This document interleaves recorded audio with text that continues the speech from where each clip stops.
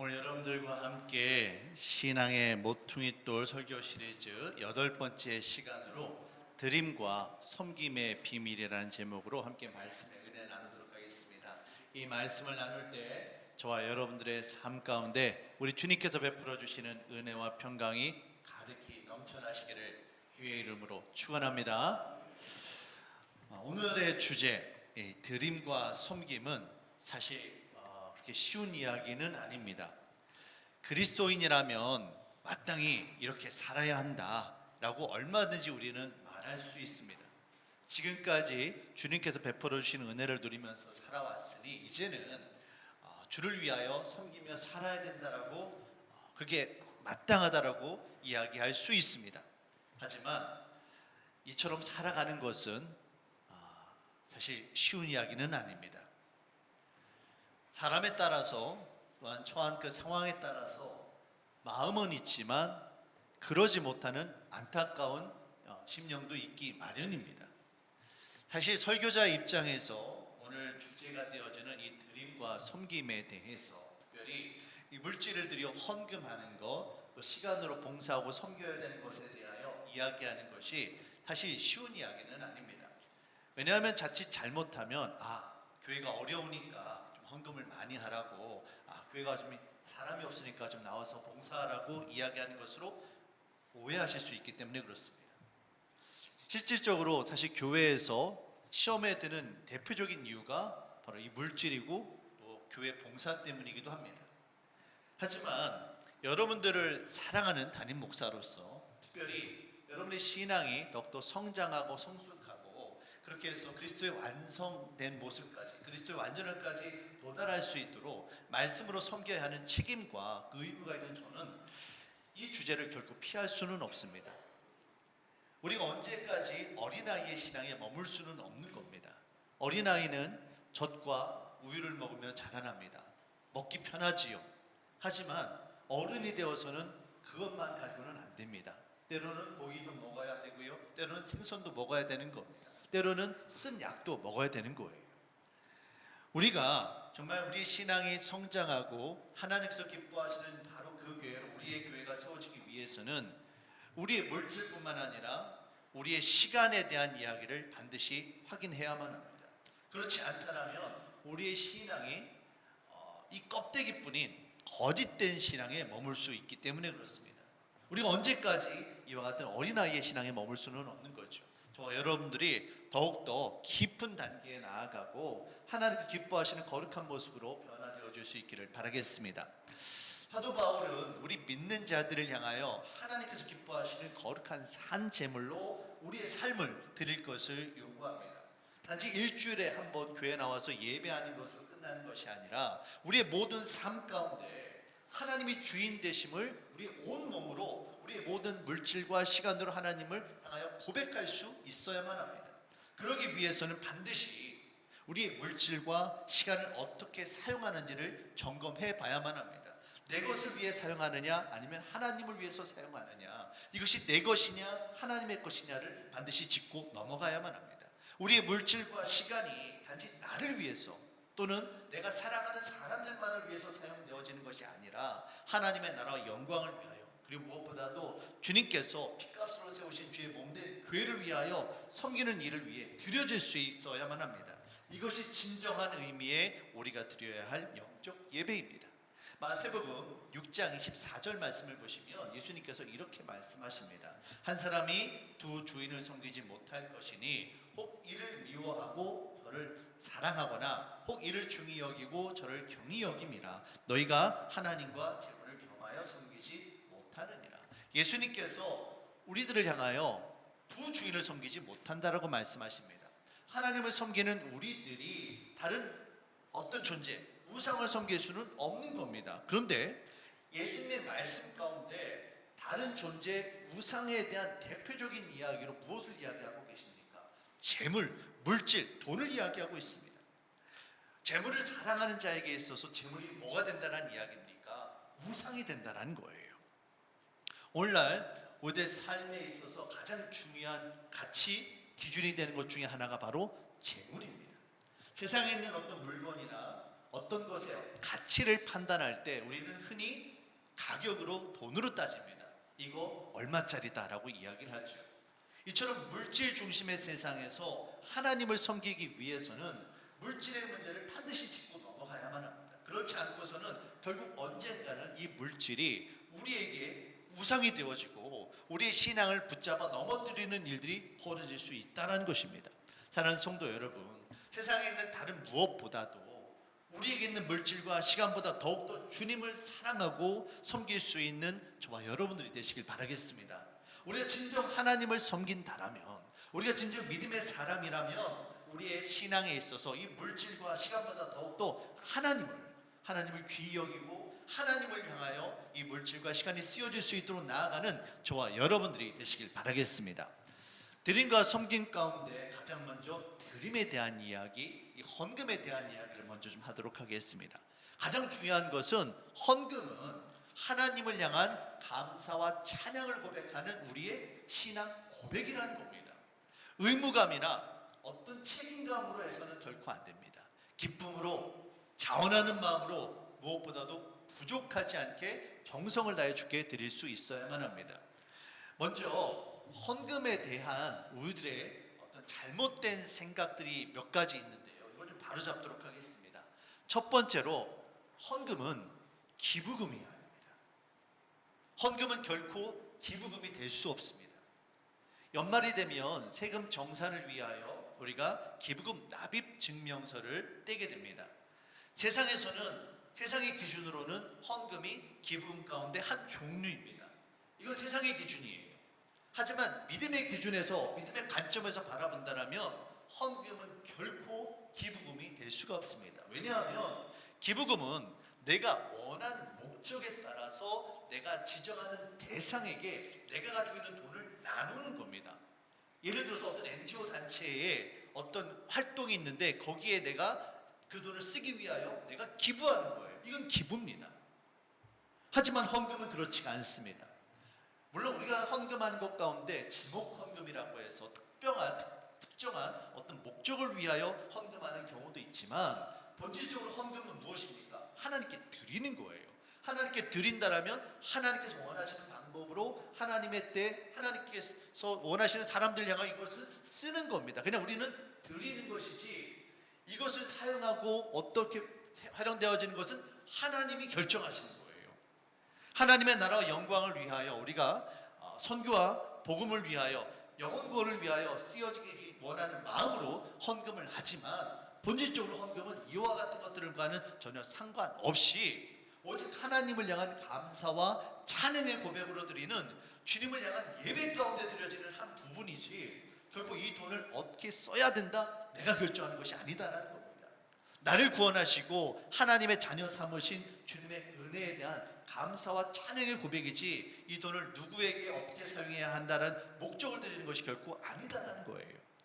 교회 책임자들, 개정 부원들을 비롯해서 담임 목사인 저와 당의 장로님들, 그의 재정을 투명하고 정직하게 하나님께서 기뻐하시는 목적으로 사용해야 하는 책임과 의무가 분명 저희들에게는 있습니다. 하지만 본질적으로 헌금은 하나님께서 주인 되심을 고백하며 드리는 거예요. 하나님께서 주인 되시는 일에 우리가 이래라 저래라 말을 할 수는 없는 겁니다. 주님을 향한 신앙 고백이 가장 그 중심에 있어야만 합니다. 얼마를 헌금하고 어디에 사용하고 이와 같은 이야기가 그 중심에 있어서는 안 된다는 겁니다. 그렇게 된다면 그건 그냥 기부금이 되고 마는 거예요. 창세기 14장의 말씀을 보시면 소돔과 고모라 지역에 전쟁이 일어납니다. 그러면서 아브라함의 조카 롯이 포로로 붙잡혀가죠. 그래서 아브라함이 자신의 집에서 키운 사병들을 이끌고 이 전쟁에 참여하고 롯을 구해오게 됩니다. 이때 전쟁에서 승리하고 돌아오는 이 아브라함을 멜기세덱이라고 하는 하나님의 대제사장이 그를 맞이하고 여호와 이름으로 축복하는 장면이 나옵니다. 창세기 14장 18절에서 19절 말씀을 보시겠습니다. 살렘 왕 멜기세덱이 떡과 포도주를 가지고 나왔으니 그는 지극히 높으신 하나님의 제사장이었더라. 19절입니다. 그가 아브라함에게 축복하여 이르되 천지의 주제이시요 지극히 높으신 하나님이여 아브라함에게 복을 주옵소서. 20절도 좀 보여주세요. 너희 대적을 내 손에 붙이신 지극히 높으신 하나님을 찬송하리지로다 하매. 전쟁에서 승리하고 돌아온 아브라함을 멜기세덱이 축복합니다.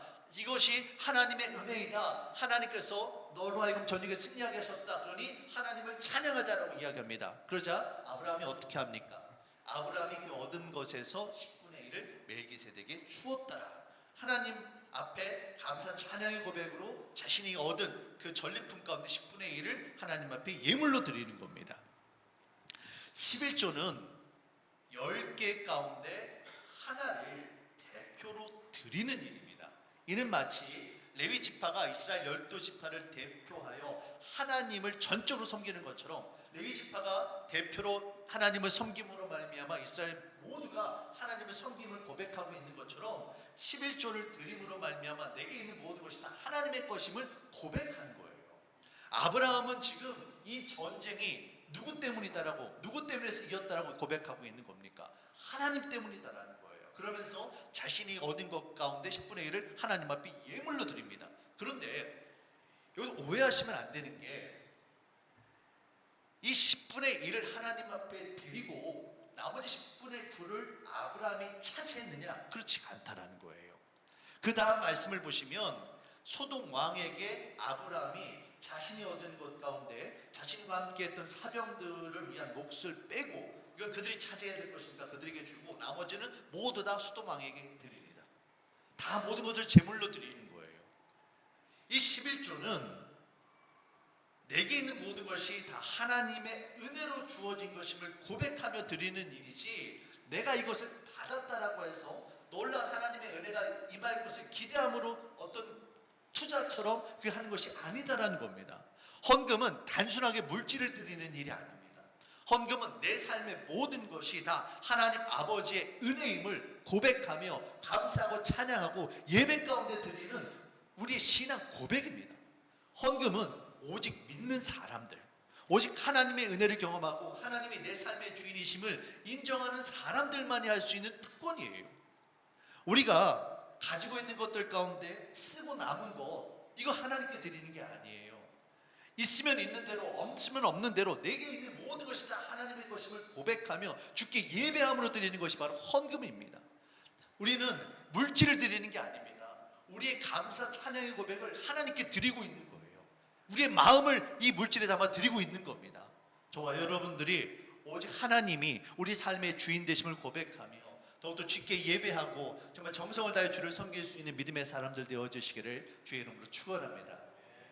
두 번째로, 첫 번째 가기에 헌금은 기부금이 아니다, 내 뜻과 내 방법이 아니라 하나님을 향한 감사 찬양의 고백으로 드려야 된다는 말씀을 드렸다면, 두 번째는 성도님들 가운데 이렇게 이야기하시는 분들이 계십니다. 내가 주께 헌금을 많이 하면 주께서 내게 복을 주시겠지, 내가 물질을 많이 주께 드리면 물질의 복을 주시겠지라고 생각하기가 쉬운데, 여러분, 헌금을 물질적인 축복과 직접적으로 연결하면 큰 시험에 빠지게 됩니다. 내가 헌금을 드렸는데 나의 삶 가운데 고난이 찾아와요, 어려움이 찾아옵니다. 그러면 이거 뭔가 잘못됐구나라고 생각할 수 있다는 거예요. 헌금은 내게 베풀어 주신 은혜에 대한 감사 고백이지 앞으로 베풀어 주실 은혜에 대한 투자가 결코 아닙니다. 물론 믿음으로 주님께서 그렇게 하실 것을 고백하며 먼저 감사함으로 부족함 가운데서 드릴 수 있어요. 간혹 여러분 성도님들 가운데 믿음의 11조를 드리는 분도 계십니다. 내가 앞으로 이런 금액이 필요한데 하나님 그렇게 주실 것을 믿고 먼저 감사함으로 드리겠습니다라고 하시는 분들도 계세요. 하지만 단순하게 그런 그와 같은 믿음은 정말 귀한 믿음이지만 내가 헌금을 많이 하면 하나님께서 내게 물질로 많이 갚아주시겠지 생각한다면 이건 정말 위험한 생각이에요. 오늘 본문 고린도후서 9장 6절에서 7절 말씀을 좀 보시겠습니다. 이것이 곧 적게 심는 자는 적게 거두고 많이 심는 자는 많이 거둔다 하는 말이로다. 각각 그 마음에 정한 대로 할 것이요 인색함으로나 억지로 하지 말지니 하나님은 즐겨내는 자를 사랑하시느니라. 바울은 하나님께서 지금 하나님 앞에 드릴 때 인색함으로나 억지로 하지 말고 하나님 앞에 기쁨으로 즐거움으로 하라라고 이야기를 합니다. 그런데 여기서 곧 적게 심는 자는 적게 거두고 많이 많이 심는 자는 많이 거둔다 이 말이 있는데 이 말을 오해하는 경우가 있어요. 당시 유대 땅에 가뭄이 찾아왔습니다. 그래서 특별히 예루살렘 교회 성도들이 경제적으로 많이 어려웠고요, 많이 배고픔으로 시달리고 있었습니다. 그래서 이를 불쌍히 여기고 돕기 원하는 마음으로 소아시아 지역에 있는 마게도냐, 에베소, 고린도 이 지역에 있는 교회 성도들이 예루살렘 교회 성도들을 돕기 위하여 모금 운동을 했습니다. 연보라고 하죠. 이 헌금을 했는데 이 고린도 교회 성도들이 처음에는 이 운동에 참여를 했다가 좀 내부적으로 문제가 있었어요. 그래서 중단을 했었습니다. 그런데 이제 상황이 해결되어져서 바울이 다시금 고린도 교회 성도들을 향하여 그들을 정말 사랑하는 마음으로 이 헌금에 동참해야 되지 않겠느냐라고 고린도 교회 성도들을 향하여 권면을 하는 장면입니다. 그런데 이 가운데 특별히 이 6절 말씀이 우리로 하여금 좀 오해하게 하는 경향이 있다는 거죠. 세상의 원리로 이야기하면 맞습니다. 적게 심으면 적게 거두고요, 많게 심으면 많게 거두게 되죠. 이게 세상의 원리입니다. 하지만 하나님 나라는 그렇지가 않습니다. 하나님 나라는요, 적게 심는다라고 해서 적게 거두는 게 아닙니다. 적게 심어도 하나님의 은혜로 많이 거둘 수 있어요. 반대로 아무리 많이 심었다 할지라도 하나님께서 허락하시지 않으면 거두는 게 없을 수도 있는 겁니다. 어떤 때는 빈손으로도 올 수 있는 거예요. 그러나 중요한 것은 이 모든 것을 하나님의 뜻 가운데 드릴 수 있어야 된다는 겁니다. 그래야 진정한 의미의 하나님을 향한 드림이 될 수 있다는 거죠. 지금 고린도 교회 성도들이 헌금을 하는 것은요, 자기 자신을 위해 심는 게 아닙니다. 하나님께 맡기는 것이고요, 하나님께서 기뻐하시는 방법으로 예루살렘 교회 성도들을 돕는 겁니다. 내가 심지만 이것을 자라게 하시고요, 거두게 하시고요, 열매를 맺게 하시는 일은 내가 하는 일이 아니라 하나님이 하시는 겁니다. 또한 그 열매를 먹고 누리게 하는 일은 누구입니까? 내가 아니에요. 예루살렘 교회 성도들이 하게 되어지는 거예요. 오직 하나님이 하시는 일이고 하나님께 달려있는 일이지 내가 심고 내가 거두는 일이 아니다라는 겁니다. 이 말씀의 의미를 온전히 이해하기 위해서는 10절과 11절을 좀 살펴봐야만 합니다. 그래야 이 심는 것과 거둠의 상관관계와 그 의미를 온전히 알 수가 있어요. 자, 10절 말씀 보시면 심는 자에게 씨와 먹을 양식을 주시는 이가 너희 심을 것을 주사 풍성하게 하시고 너희 의의 열매를 더하게 하시리니. 자, 말씀을 잠깐 보시면 지금 이 상황이 밭에 주인이 있습니다. 농부가 있어요. 농부로 하여금 씨를 주고요, 그 열매를 거두게 하는 이가 누구입니까? 이 밭의 주인이 하는 일이에요. 근데 농부가 너무 어려워요. 너무 배가 고파요. 그래서 이 주인이 준 씨를 먹어버리면 어떻게 됩니까? 그 열매를 거둘 게 없는 겁니다. 그런데 아무리 힘들고 어렵지만 주인이 내게 주신 것을 주인을 위하여 땅에 심는 겁니다. 그랬더니 어떻게 되어집니까? 너희 심을 것을 주사 풍성하게 주시고요, 먹을 양식을 주시는 거예요. 이게 무슨 말이냐면 내가 먹어야 될, 배고파서 너무도 힘들지만 주님을 위하여 이걸 심었습니다. 열매를 거두려면 시간이 걸리잖아요. 몇 달의 시간이 걸리지 않습니까? 이 동안에 누가 책임져 주시는 거예요? 이 밭의 주인이 농부에게 먹을 것을 주는 거예요. 그리고 먹을 것을 주고 열매를 거둘 때 주인과 함께 이 기쁨을 나누는 겁니다. 바울은 바로 이걸 이야기하고 있어요. 그래서 11절 말씀을 보시면 너희가 모든 일에 넉넉하게 너그럽게 연보를 함은 부족함이 있지만 나의 삶도 어렵지만 그럼에도 불구하고 나에게 심을 것을 주게 하시고 그 거두는 동안에 먹을 양식을 주시고 열매를 거두게 하시는 하나님의 은혜로 말미암아 이거를 넉넉하게 너그럽게 하는 겁니다. 그래서 그들이 우리로 말미암아 하나님께 감사하게 하는 것이다라고 이야기합니다. 여기서 그들이 누구입니까? 고린도 교회 성도들 심는 사람들이 아니에요.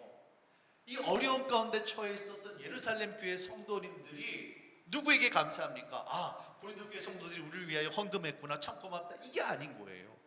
하나님께 감사하는 겁니다. 이 모든 것의 주인 되시는 하나님께 감사하는 거예요. 이것이 진정한 드림의 의미입니다. 바울은 우리 하나님만이 우리 인생의 주인 되심을 고백하며 하나님께 감사함으로 연보 헌금할 것을, 드릴 것을 당부하고 있습니다. 심지어 고린도 교회 성도들이 드리는 헌금이 이것을 향해 자신들이 왜 쓰여지는 게 아니라 예루살렘 교회 성도들을 향해 쓰여지고요, 그들이 자신들이 감사하는 게 아니라 하나님께 감사하는 거예요. 이 모든 것들이 무엇을 전제로 할 때 가능합니까? 우리에게 주신 이 물질이 내 것이 아니다라는 거예요. 하나님의 것이기 때문에 하나님께 드린다라는 겁니다. 내게 심을 것을 주시고 먹을 양식을 주시고 풍성하게 열매를 거두시는 이가 하나님이심을 고백하기 때문에 그 믿음 가운데 드릴 수가 있게 되어지는 거예요. 오늘 본문에서 바울이 말하는 이 많이 거둔다라는 의미가 단순하게 물질적인 축복을 의미하지 않습니다. 물질적인 축복으로 이해한다면 이게 오해하기가 너무나 쉽다라는 거예요. 그게 아니라 이 나눔을 통하여, 이 드림을 통하여 의와 열매와 이웃에 향한 사랑과 감사와 하나님과의 깊은 영적인 관계 속에서 하나님께서 부어주시는 영적인 그 충만함, 영적인 만족함이 우리에게 풍성히 찾아온다는 바로 이 말씀입니다. 이와 같은 은혜를 주님을 향하여 드림으로 말미암아 누릴 수 있는 저와 여러분들이 되시길 바라겠습니다. 시편 23편을 보시면 다윗은 여호와 하나님을 향하여, 여호와 하나님은 나의 목자시니 내게 부족함이 없습니다. 내가 주님께 나를 푸른 초장으로 실만한 물가로 인도하십니다라고 고백을 합니다. 여호와 하나님께서 그의 인생의 주인 되시기 때문에 내가 이처럼 만족합니다라고 고백을 하는 것이죠. 근데 여러분, 다윗의 인생 가운데 정말로 어려움이 없었습니까? 언제나 항상 푸른 초장이었고 언제나 실만한 물가였습니까? 그렇지가 않다라는 것을 너무나도 잘 알고 있습니다. 자신을 죽이려 하는 사울 왕의 위협을 피해서 목숨을 걸고 원수의 나라 블레셋으로 도망쳐야 했고요, 그 블레셋 왕 아비멜렉 앞에서 자신의 목숨을 건지기 위해서 미친 척을 해야만 했고요, 10년이라는 시간 동안 사울을 피해 도망치며 살아야만 했습니다. 왕이 돼서도요, 전쟁을 계속해서 치러야 했고요, 자신의 아들 압살롬뿐만 아니라 아도니아가 계속해서 반역을 일으킵니다. 내가 사랑하는 아들인데 그 아들이 아버지의 것을 뺏기 위하여 반역을 한 번도 아니고 한 아들도 아니고 여러 아들이 계속해서 일으키는 겁니다. 다윗이 고백하고 있는 것처럼 사망의 음침한 골짜기를 다니는 것과 같은 일들이 얼마나 많았는지 모릅니다. 하지만 그럼에도 불구하고 다윗은 오직 여호와 하나님을 향한 신앙 고백을 하며 이 모든 것이 다 하나님의 은혜입니다 라고, 하나님으로 인하여 내가 만족합니다 라고 고백하고 있습니다. 진정한 믿음의 사람은 모든 것이 다 하나님의 은혜임을 고백하며 하나님 앞에 감사하며 드리는 삶을 살아가는 사람들입니다. 이와 같이 하나님 앞에 드릴 수 있을 때 그 믿음이 진짜 하나님을 기뻐하시는 믿음이 되어지는 것입니다. 하지만 세상의 죄악 가운데 살아가면서 자기 스스로가 주인 되는 사람은 어떻습니까? 항상 부족하고요, 항상 공허함을 느끼며 살아갑니다. 왜냐하면 항상 내 것을 챙겨야 되는데, 내 것을 지켜야 되는데 너무나도 빼앗기는 일들이 많기 때문에 그렇습니다. 내 것을 지키기 위해서 얼마나 혈안이 되어서 싸우는지 모릅니다. 사랑하는 성도 여러분, 우리 인생의 진정한 주인은 오직 하나님뿐이십니다. 진정한 부유함은 통장의 잔고를 통해서 얻어지는 일이 아닙니다. 하나님과의 깊은 관계 속에서 찾아오는 영적인 만족함이 진정 행복함의 이유가 됨을 여러분 깨달으시길 바랍니다. 하나님을 향한 드림을 통하여 오직 하나님만이 우리의 주인 되심을 고백하는 저와 여러분들이 되시길 바라겠습니다. 두 번째로 시간의 드림, 곧 섬김에 대한 말씀을 좀 나눠보도록 하겠습니다. 물질의 드림이 헌금이었다면 시간의 드림은 또한 우리 봉사이기도 합니다. 우리 인간에게는 누구에게나 똑같이 하루 24시간이 주어집니다. 물질 같은 경우에는 개인마다 조금씩 소유한 것이 차이가 있는 것처럼 보입니다. 하지만 본질적으로 살펴보면 우리 인간은 빈손으로 왔다가 빈손으로 갑니다. 그렇기 때문에 우리 인생은 내가 얼마를 많이 소유하고 있느냐가 문제가 아니라 얼마를 어떻게 사용했느냐의 문제입니다. 결국에는 모든 것이 다 하나님의 것이기 때문에 우리가 어떻게 이것을 사용했느냐가 더 중요하다는 겁니다. 시간도 마찬가지입니다. 하나님께서 허락하신 24시간이라는 시간을 어떻게 사용하느냐가 중요하다는 거예요. 똑같은 24시간이지만 어떤 사람은 자기 자신을 위해서만 사용하는 사람이 있습니다. 나를 위해서 또는 내가 사랑하는 사람을 위해서 사용하는 사람들이 있죠. 대부분의 사람들이 그렇습니다. 하지만 그 가운데 특별히 자신에게 주어진 시간 가운데 일부를 마치 11조처럼 하나님 앞에 드리는 사람들이 있어요. 주말이 되면 대부분의 사람들은 평일 동안 열심히 일했으니 내가 힘들고 지쳤으니 나를 위해서 쓰겠다라고 하는 분들이 계십니다. TV를 보거나 등산을 가거나 운동을 하거나 얼마든지 자기 자신을 위해서 사용할 수가 있어요. 하지만 그럼에도 불구하고 내가 결코 여유가 있어서도 아닙니다. 바쁘고 분주하지만 주님의 몸된 교회를 섬기는 일을 위해 내게 주어진 시간을 주께 드리는 사람들이 있어요. 교회를 찾아와서 구석진 곳을 청소하고요, 주의 복음을 위해서 전도하는 일을 위해서 사용하고요, 어려운 가운데 있는 성도들을 위하여 기도하고요, 그들의 이야기를 들어주고요, 신방하는 그런 성도님들이 분명히 계십니다. 여러분, 이것이 무엇입니까? 저는 이것이 진정한 의미의 드림이며 동시에 섬김이다라고 생각을 합니다. 여러분, 우리 인간에게 주어진 시간은요, 어떤 의미에서는 우리의 생명입니다. 우리가 80년이라는 생명을 사는데 그 생명 가운데 일부를 내 사랑하는 주님을 향하여, 우리 사랑하는 성도님들을 향하여 내 것을 드리는 거예요. 그런데 이 드림을 통하여 무엇이 이루어집니까? 진정한 의미의 섬김이 이루어지는 거예요. 섬김은 본질적으로 주께서 우리에게 허락하신 이 시간을 어떻게 주께 드리느냐, 어떻게 주를 위하여 사용하느냐의 문제입니다. 우리가 시간을 주께 드림으로 섬길 때 머리로만 아는 신앙에 머물러 있는 것이 아니라 우리의 손과 우리의 발을 통해서 주님께서 사랑하라 명령하신 우리 성도님들, 주의 몸된 교회를 섬기면서 우리는 주님을 더욱더 깊이 알아가게 되어지고요, 이와 같은 섬김을 통해서 우리의 신앙 또한 더욱더 성장하게 되어지는 겁니다. 에베소서 4장 1절에서 3절 말씀을 좀 보시겠습니다. 그러므로 주 안에서 갇힌 내가 너희를 권하노니 너희가 부르심을 받은 일에 합당하게 행하라 라고 이야기합니다. 그러면 2절 3절 말씀해 보시면 모든 겸손과 온유로 하고 오래 참음으로 사랑 가운데서 서로 용납하고 평안에 매는 줄로 성령이 하나 되게 하신 것을 힘써 지키라고 이야기해요. 겸손과 온유와 오래 참음, 사랑, 이 모든 것들이 필요한데 결국 이 모든 것들을 바울은 뭐라고 합니까? 너희를 부르신 일에, 부르심을 받은 일에 합당하게 행하여 이것들을 행하고 그렇게 해서 성령이 하나 되게 하신 것을 힘써 지키라고 하는데, 성령이 하나 되게 하신 것이 결국 무엇입니까? 교회예요. 교회를 섬기는 일에 부르심을 너희가 받았다, 그러니 합당하게 너희에게 주어진 것을 사용해라, 이것을 우리에게 이야기하고 있는 겁니다. 이 모든 일들이 무엇을 통해 가능하게 됩니까? 우리를 부르신 아버지 하나님의 그 부르심의 목적에 따라서 합당하게 행할 때 우리에게 주어진 시간을 우리 삶의 주인 되시는 하나님의 목적을 향하여 드리고 그 목적에 따라서 섬기게 되어질 때 이와 같은 은혜가 임하게 되어짐을 여러분 믿으시길 바랍니다. 오늘 본문 고린도후서 10장 12절도 마찬가지입니다. 이 봉사의 직무가 성도들의 부족한 것을 보충할 뿐 아니라 사람들이 하나님께 드리는 많은 감사로 말미암아 넘쳤느니라. 먼저 여기서 말하는 봉사의 직무는 앞에서 이야기했던 드림, 헌금입니다. 하나님께 드렸어요. 그런데 이것을 바울은 뭐라고 이야기합니까? 봉사, 섬김이라고 이야기하고 있는 겁니다. 하나님께 드림은 주님의 몸된 교회, 성도님들, 주께서 사랑하시는 사람들을 섬기는 일이 되어지는 겁니다. 주께 드렸더니 이 드림이 섬김을 통해 나타나게 되어지는 거예요. 이것이 진정한 드림의 비밀입니다. 우리의 드림이 섬김이 되고 그렇게 하나님의 역사하심이 나타나고 더 많은 사람들이 하나님의 은혜를 누리게 됨을 여러분 깨달으시길 바랍니다. 구약 엘리야 시대에 오랜 시간 동안 비가 오지 않게 됩니다. 가뭄과 기근이 찾아오죠.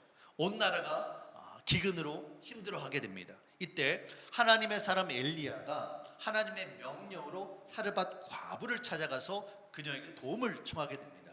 하나님께서 이 엘리야를 사르밧 과부에게 보내신 것은 사르밧 과부가 넉넉해서가 아닙니다. 그녀 또한 마찬가지로 힘들었습니다. 아니 어쩌면 더 힘들었는지도 모르겠습니다. 남편 없이 그 어려운 시대에 혼자 아들을 키우는 이 과부의 형편이 결코 좋을 일은 없었을 겁니다. 엘리야가 사르밧 과부를 찾아온 그날 그녀에게 남은 것은 한 움큼의 가루와 약간의 기름이 전부였습니다. 마지막 남은 그 가루와 기름으로 떡을 해먹고 나면 이제 굶어 죽는 일밖에 남아있지 않은 거예요. 하지만 이때 하나님의 사람 엘리야가 찾아오게 되어지고 엘리야를 통하여 전하는 하나님의 말씀을 듣게 됩니다. 그러면서 사르밧 과부가 자신에게 있는 모든 것을 전부를 드립니다. 드림으로 하나님의 사람 엘리야를 섬기게 되죠.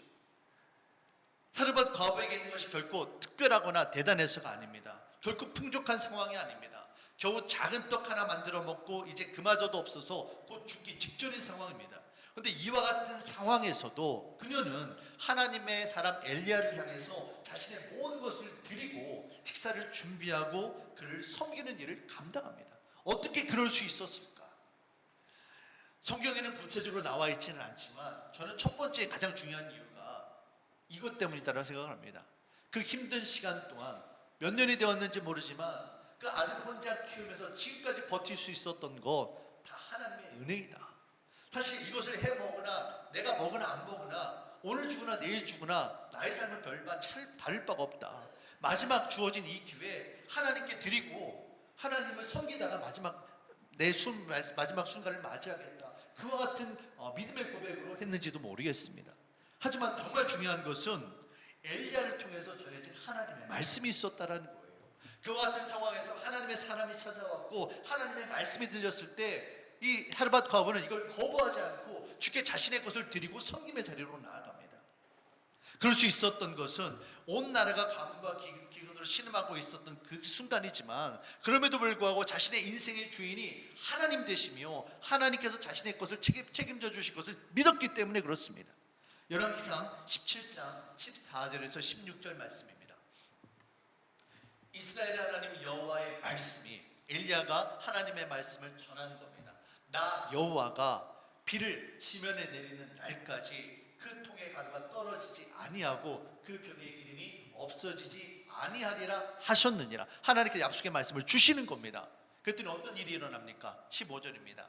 그가 가서 엘리야의 말대로 하였더니 주께 드리고 섬겼더니 그와 엘리야와 그의 식구가 여러 날 먹었으나 그날 하루 먹고 없어서 굶어 죽을 지경이었는데 주께 드리고 섬겼더니 여러 날을 먹게 되는 거예요.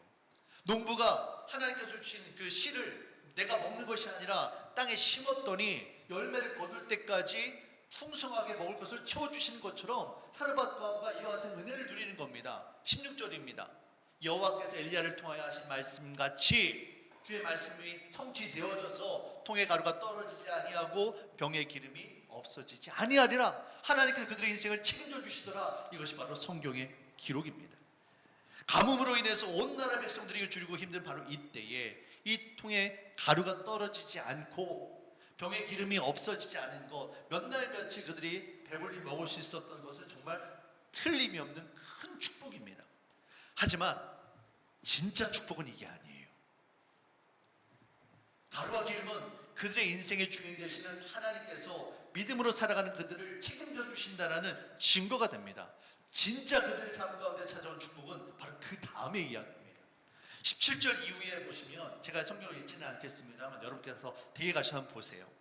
과부에게 하나밖에 없던 아들이 그녀의 인생에 있어서 전부라고 할 수 있는 그 아들이 갑자기 죽게 됩니다.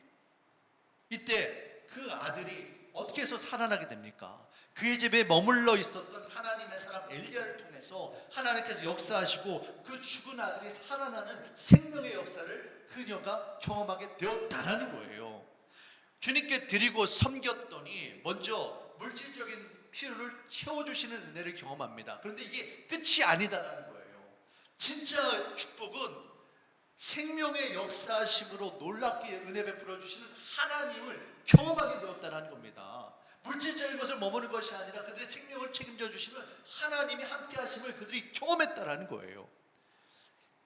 세상 사람들은요, 이 물질적인 채워주심에 만족해합니다. 이게 전부인 줄 알아요.